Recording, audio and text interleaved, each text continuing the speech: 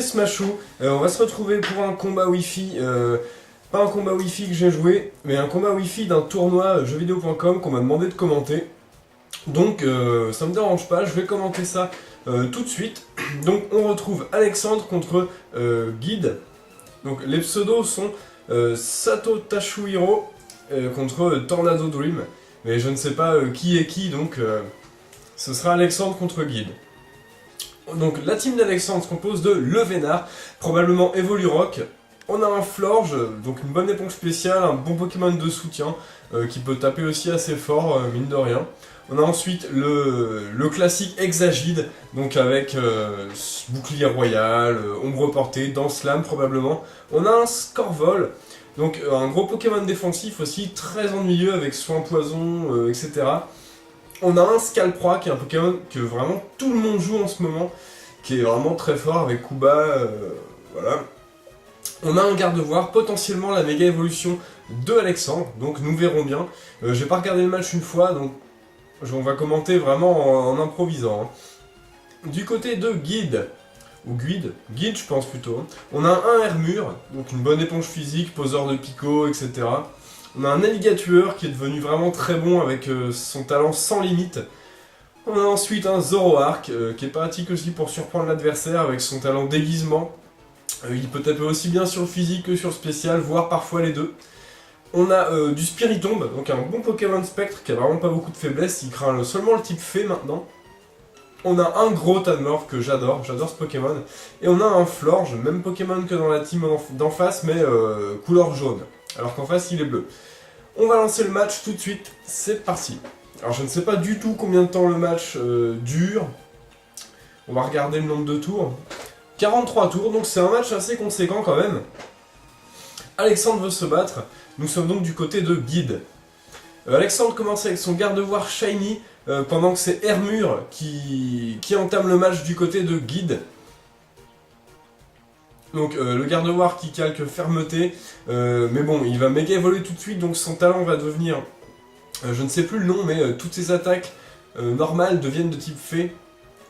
Il utilise Plénitude, donc ça essaye de se placer dès le début de match. Bon. Attaque spéciale et défense spéciale plus 1. Le Hermure lui place ses pièges de roc, tranquillement, histoire de faire quelques dégâts. Le Gardevoir enchaîne tout de suite sur une balle ombre. Le Hermure prend quand même bien cher, mais il parvient à lancer un cyclone qui va annuler les changements de stats de Gardevoir, donc la plénitude est annulée. C'est Scorvol qui prend le relais, donc Hermure peut pas faire grand chose à Scorvol, Scorvol peut pas faire grand chose à Hermure. Là ça va demander un switch.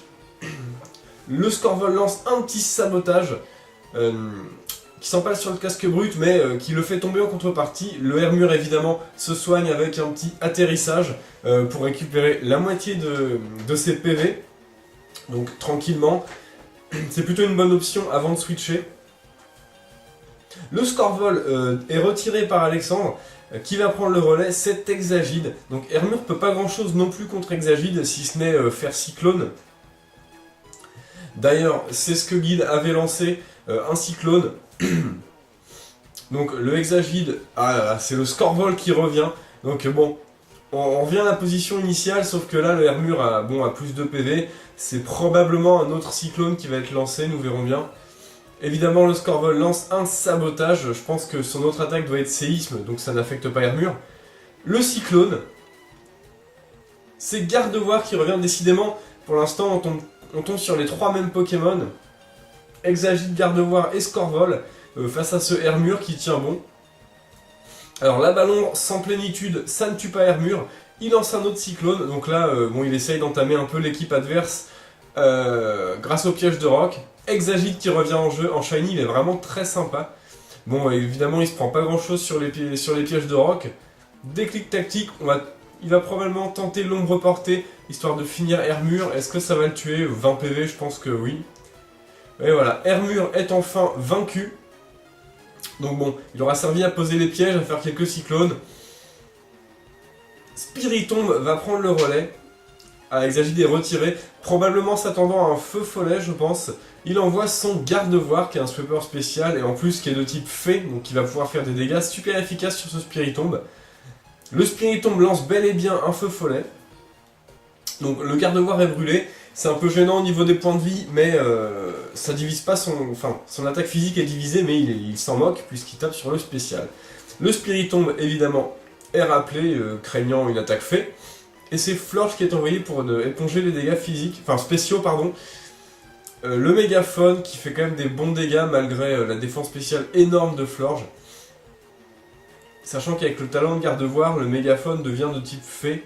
Je sais pas s'ils sont boostés, les attaques normales. Hop, un petit choc psy qui passe à travers la défense spéciale de Florge et tape directement sur sa défense physique. Choc psy, c'est vraiment une très bonne attaque. J'aime beaucoup cette attaque justement pour passer à travers les Florges, les Euphories et autres éponges uniquement spéciales et qui sont assez fragiles en défense physique. Le Spiritomb, Vibre Obscur, il est plus rapide que ce gardevoir et il arrive à le tuer avec une petite Vibre Obscur, tranquillement. Florge est envoyé du côté de Alexandre, donc le Florge bleu qui perd un peu sur les pièges de roc. Le Spiritomb est rappelé, évidemment, un type fée contre un type ténèbres. Grotanmorph est envoyé, donc Grotanmorph qui est un Pokémon pas mal. Je vois qu'il a max PV, alors là c'est clairement un Grotanmorph veste de combat je pense. Tiens c'est marrant ça, moi aussi j'en ai un. Alors... Le Grotanmorph... Ah non, du coup il a la boue noire. Donc il est sûrement éponge spéciale ou alors malédiction, je sais pas. En tout cas il a fait très peu de dégâts le Florge. Hein. Bon. Stockage, d'accord. Donc c'est un Grotanmorph stockage, ok.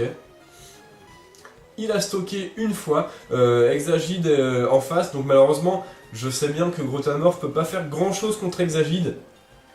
Il a accès à Ombre Portée tout de même, qui est pas mal. Mais ça suffira sûrement pas à tuer ce Exagide. Spiritomb est donc appelé à la place du Grotanmorph pour éponger un des coups de ce Exagide, qui est un Exagide spécial apparemment, enfin mixte, puisqu'il a des attaques physiques comme Ombre Portée qu'on a vu, et Ballombre qui est totalement spécial, mais qui est stabé, qui fait des bons dégâts sur ce Spiritomb. Évidemment, des guides tactiques, hop, un petit bouclier royal. Donc Exagide qui est quand même tout de même assez prévisible comme Pokémon, même s'il en reste pas moins fort. Aboiement de la part du Spiritomb. Le Exagide pardon, se protège. Les restes régénèrent un peu ce Spiritomb. On a un déclic tactique. Une Ballombre encore évidemment. Vu les dégâts que ça a fait, autant en faire une autre pour essayer d'entamer le plus possible. Spiritomb lance Aboiement. Ouf, qui fait quelques bons dégâts. Alors là, je me demande pourquoi pas Vibre Obscur. Vulné Assurance du Exagide, évidemment. Comme tous les Exagides, quasiment, ils portent quasiment tous une Vulné Assurance. Ombre Portée, qui va finir les 24 PV de ce Spiritomb. Donc Exagide s'octroie 2 kills, 2 KO de Pokémon avec ses Ombres Portées. Il a eu le Hermure ainsi que le Spiritomb. Grotanmorph lance Vibre Obscur, donc un Grotanmorph spécial. D'accord, bon. Coup critique, je sais pas si un coup normal... Oui, quoique Exagide en forme assaut est assez vulnérable. Par contre, Grotanmorph n'a pas une grosse attaque spéciale du tout, donc je sais pas si c'est un bon choix de le jouer en spécial. Grotanmorph est rappelé contre ce Levénard, évidemment, qui peut encaisser le spécial tous les jours, toutes les heures, toutes les minutes, autant qu'il veut. Un petit Frappe Atlas.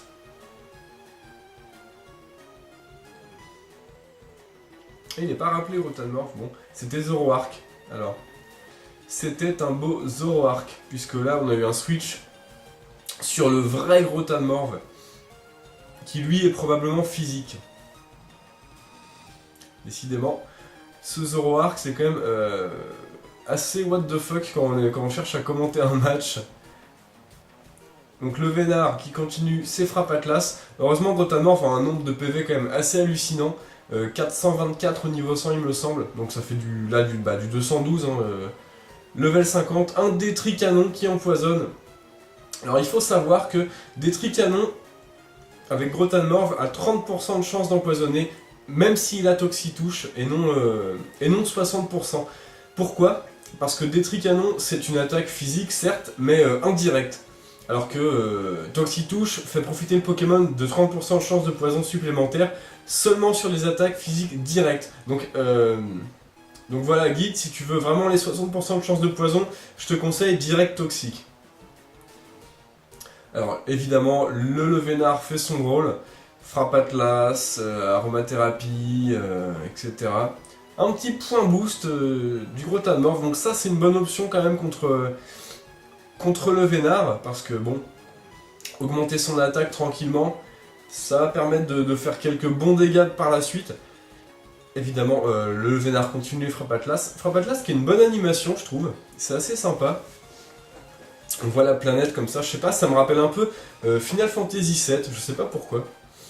J'adorais ce jeu. La boue noire. Bon, gros Tanmorph lance abri, bon, il essaye de récupérer le plus possible avec sa boue noire, ce qui est très bien. Donc le Levénard avait lancé un E-Coq, donc là le abri n'est pas très profitable. Hop, la boue noire, 103 PV gros Tanmorph, donc encore 3 frappes Atlas pour qu'il meure. Donc bon, ça se joue à la durée là. Un petit point boost pour monter son attaque. Alors là, va falloir vraiment tenter le détrit canon parce que Toxitouche, donc il a bel et bien Toxitouche. Alors je te conseille vraiment, guide, de mettre direct toxique, car là tu empoisonneras quasiment tout le temps l'adversaire. Alors que détrit canon, 30% de chance, voilà. J'ai fait cette erreur aussi en construisant mon gros Tanmorph. Je m'en suis aperçu plusieurs mois après.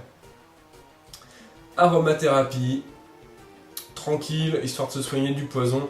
Le Levénard, il est quand même plutôt posé. Le gros Tanmorph tient très bien aussi, remarque, hein, avec sa boue noire. Détrit canon qui n'échoue pas et qui tue ce Levénard, évidemment, avec les boosts en attaque. Ça aide beaucoup, une puissante attaque stabée, 120 de puissance. Même s'il n'est pas très précise, 80%. Scalproie, ouh aïe aïe. Scalproie est envoyé, donc là, gros Tanmorph peut avoir casse-brique ou point boost éventuellement. Hein. Le Scalproie est retiré directement. Excusez-moi, je suis très malade en ce moment. Le Scorvol est envoyé à la place du Scalproie. Bon là, ce sera probablement... Ah bon bah, abri, d'accord. Ah là là, ok. Bon, un petit point boost, ça aurait été quand même pas mal, hein. Ça aurait monté l'attaque encore d'un cran. Maintenant, est-ce que gros Tanmorph peut faire le taf contre un Scorvol qui lui possède séisme? Je ne sais pas. Le Scorvol tente plutôt le sabotage, histoire évidemment de faire perdre l'objet à son adversaire, ce qui est plutôt toujours bon à prendre. Parce que le gros Tanmorph, mine de rien, la boue noire là, elle l'a vraiment aidé contre le Levénard et il a récupéré beaucoup de points de vie. Un séisme qui suffit pas à tuer le gros Tanmorph. Point boost, qui fait vraiment rien du tout sur Scorvol. Scorvol est vraiment un gros tank. La boue noire, alors est-ce que le gros Tanmorph va tenter un abri? Est-ce que c'est vraiment utile? Eh non, il tente pas d'abri. Par contre, le Scorvol, lui, fait un petit séisme. Alors, Ombre Portée est une très bonne attaque sur gros Tanmorph, on peut lui apprendre par Egg Move. C'est quand même pas mal, histoire de faire un maximum de dégâts. Et ça tue pas mal l'ectoplasma aussi, des choses comme ça. Alligatueur, évidemment. Danse Draco. Donc on sait qu'Alligatueur, il a le fameux point glace. Il a aussi le talent sans limite, qui booste justement son point glace, sa cascade, etc. Donc c'est quand même vraiment pas mal. Le Scorvol, lui, se contente d'un toxique, donc on va probablement voir un abri de ce Scorvol là. Donc ce serait peut-être bien de faire une deuxième danse Draco, Alligatueur. On a un abri, effectivement. Point glace, dommage. Il faut penser que l'autre va penser à faire abri. Hein. Je pense que la danse Draco là était plutôt évidente. Le Scorvol est switché et c'est Scalproie qui est envoyé pour encaisser un point glace. Un petit point glace. Alors, quels dégâts ça va faire? Ah, ça fait quand même des très bons dégâts pour un coup pas très efficace. Orbe-vie, sans limite. Le poison, donc là, il prend quand même beaucoup de dégâts de recul sur les Ligatueurs. Un petit Aquajet, est-ce que ça va suffire? Ah, ça ne suffit pas. Et le Kuba qui échoue évidemment parce que Aquajet est prioritaire et a plus de priorité que Kuba. Donc là, c'est plutôt bien joué du côté de Guide. on a quand même un très beau match, je trouve. Le petit Florge, qui va probablement se prendre un autre Aquajet, qui était quand même le play safe pour tuer ce Scalproie. Aïe aïe aïe aïe aïe, ça fait tellement mal. Le Florge totalement en sacrifice pour laisser le Légature mourir sur son Orbe-Vie et son poison. Donc un KO en direct du Scorvol, hein, clairement. Le Légature est enfin mis à l'écart. C'est Zoroark maintenant qui arrive en jeu. Donc apparemment le dernier Pokémon. Le Florge lance un abri, bon. Vraiment histoire de voir ce que son adversaire va faire. Donc Vibre Obscur. Le Florge est vraiment dans un état critique. Là c'est vraiment histoire de voir ce que l'adversaire va faire. Un lance-flamme pour finir ce Florge. Et en même temps s'il y avait Switch sur le Scalproie, ça l'aurait complètement défoncé. Donc bien. Le Scalproie qui arrive. Qui s'empale un peu sur les pièges de roc. Qui lance un coup bas, qui échoue. Le Zoroark qui lance une machination. Bien anticipée. Bien anticipé. Coup bas, évidemment cette fois-ci qui va fonctionner puisque Zoroark a lancé une attaque offensive, qui est un lance-flamme, sans surprise, qui va tuer ce Scalproie tranquillement. Alors, je crois que c'était le dernier Pokémon. Ah non, il reste le Scorvol. Ah ben, du coup la machination va pas mal servir pour essayer de se défaire de ce Scorvol. Pardon. Qui est quand même vraiment très bulky, donc je sais pas si ça va le tuer. Et oui, il est KO. Donc voilà. Le Zoroark s'est débarrassé du Scorvol. Alexandre a perdu. Guide gagne ce match. Très très beau match. J'ai trouvé ça très sympa. Très sympa à commenter. Donc vraiment très serré, puisque 1-0. Le Zoroark, bon, il se serait pris un séisme, il n'aurait sûrement pas survécu. C'était un très beau match. Maintenant, si je peux faire quelques remarques, c'est peut-être direct toxique à la place de Détricanon sur Grotamorph. Voilà, après, bon, petite erreur, je pense, petite erreur sur la danse Draco. Peut-être une deuxième danse Draco avec Alligator par-dessus le abri du Scorvol, ça aurait été pas mal. Sinon, voilà, très bien joué à tous les deux. J'étais content de commenter ce match et j'espère que la vidéo vous plaira. Jouez les Pokémon que vous aimez. Salut à tous!